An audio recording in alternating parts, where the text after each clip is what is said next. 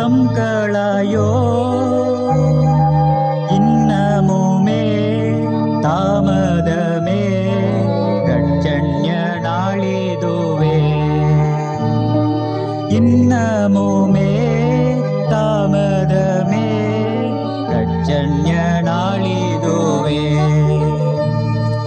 கல்வாரி குருசினிலே கல்வரின் மத்தியிலே குருதி சிந்தி கிரயமீந்தா கத்தனே சுந்தனுக்கா ஏசுன்னை அழைக்கிறார் மாநிலத்தின் இன்பங்கள் மாறிடுமே அழிந்தே மாய்ந்திடாதே வாஞ்சிப்பாயே மன்னவன் இயேசுவையே. கர்த்தருக்குள் அன்பானவர்களே, அனுதினமும் கிறிஸ்துவுடன் தியான வேளைக்கு உங்களை அன்புடன் அழைக்கிறோம். இன்றைய தியானத்திற்கான வேத வாசிப்பு லூக்கா 19ஆம் அதிகாரம் வசனங்கள் 1 முதல் 10 வரை. தியானத்திற்கான தலைப்பு பொக்கிஷங்களை தேடி.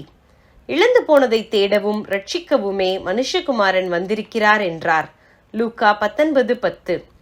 பொருளாதார பிரச்சனை, விலைவாசி ஏற்றம், எங்கும் திகைப்பூட்டும் சம்பவங்கள், வினோத வியாதிகள், போர் முழக்கங்கள், குரூர கொலைகள், புதிய கொள்ளை நோய்கள் என்று சுற்றிலும் யாவுமே கலக்கம் நிறைந்த இக்கால பகுதியில் இந்த கிறிஸ்துமஸ் நாட்களில் நாம் என்ன செய்கிறோம்? நமது பழக்கங்கள், வழக்கங்கள், கொண்டாட்டங்கள், ஆலய காரியங்கள் எதிலாவது மாறியிருக்கிறோமா? தமது பொக்கிஷத்தை தேடி வந்த ஆண்டவர் தம்மையும் தம்மை சுற்றி இருக்கிறவர்களையும் மகிழ்விக்கவா வந்தார்? இழந்து போனவர்கள், தங்கள் அவல நிலையை உணராமல் வாழுகின்றவர்கள் என்று தேடி போய் தனிப்பட்டவர்களுடன் தொடர்பு கொள்வதையே அதிகமாக விரும்பினார். சகேயு மீட்பு தேடியா இயேசுவை தேடினான்? இல்லை.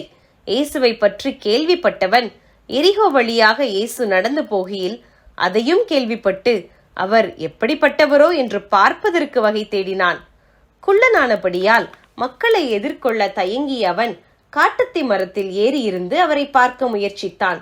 ஆனால் நடந்த சம்பவத்தை உற்று நோக்கும்போது இழந்து போயிருந்த சகேயு என்ற தனி மனிதனாகிய பொக்கிஷத்தை தேடிய இயேசு அந்த வழியாக சென்றார் என்பதை நாம் புரிந்து கொள்ளலாம். அப்படியே அவனும் மனமாற்றம் அடைந்து தன் வாழ்வில் பெரிய விடுதலையை அடைந்தான்.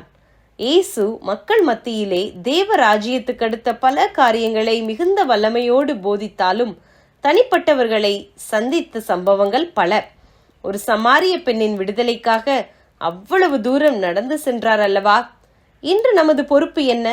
தங்கள் பெருமதிகளை உணராமல் அன்றாட வாழ்வில் பயத்துடனும் பாடுகளுடனும் பிடிபற்ற நிலையிலும் வாழுகிற மக்களை நாடி நாம் செல்கிறோமா? ஒரு மனிதன் தன் பெருமதியை எப்போது உணர்கிறானோ அந்த இடத்தில் அவனுடைய வாழ்வு நிச்சயம் மாறும். மனிதனுடைய பெருமதியை வெளிப்படுத்தவே இயேசு இந்த உலகிற்கு வந்தார். அவர் தமது பொக்கிஷம் இழக்கப்பட்டு போவதை விரும்புவதில்லை. இன்று அந்த பொக்கிஷங்களை தேடி பிடித்து அவரண்டை கொண்டு சேர்க்கும் பொறுப்பு ஏற்கனவே கண்டுபிடிக்கப்பட்டு பெருமதி உணர்த்தப்பட்ட நம் கைகளில் தரப்பட்டுள்ளது என்பதை நினைத்து காரியங்களை முன்னெடுப்போமாக. ஜெபம் செய்வோமா? நல்ல ஆண்டவரே, தனிநபர் ஒவ்வொருவர் மேலும் நீர் எவ்வளவு கரிசனை உள்ளவராயிருக்கிறீர். அந்த தரிசனத்தோடு நாங்களும் செயல்பட எங்களுக்கு உதவும். ஆமேன்.